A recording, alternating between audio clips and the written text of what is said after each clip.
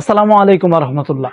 ভিডিওর প্রথমেই বলে নিচ্ছি আলহামদুলিল্লাহ, আল্লাহ তাআলার প্রতি চিরকৃতজ্ঞ।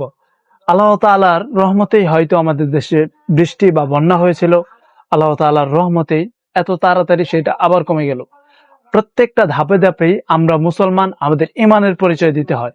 এই বন্যা কমার পরে আমাদের দেশ থেকে অনেক অনেক লাশ পাওয়া যাচ্ছে, বন্যার পানির নিচে পড়ে গিয়েছিল যেগুলো।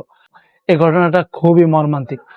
আর কিছুদিন আগে আমাদের দেশে যখন অতিরিক্ত বন্যা ছিল, তখন আমরা দেখেছি যে মানুষ একটু মাটির অভাবে লাশ পর্যন্ত কবর দিতে পারেনি, সেগুলো লাশ কলা গাছের ভেলা বানিয়ে সেইটাতে ভাসিয়ে দিয়েছিল।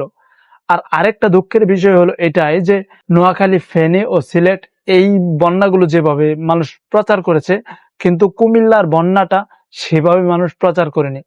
এই বিষয়টা আমার কাছে খুবই দুঃখজনক।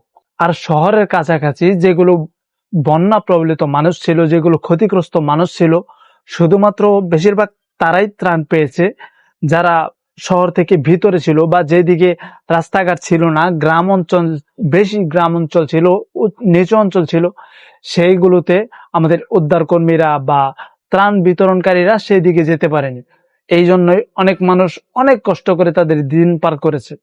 যাই হোক, সবশেষে আলহামদুলিল্লাহ যে দিন দিন বন্যার পানি কমে যাচ্ছে। যাই হোক, সব শেষে আমরা এই দুর্যোগ কাটিয়ে উঠতে পেরেছি আলহামদুলিল্লাহ, আল্লাহ তাআলার রহমতে।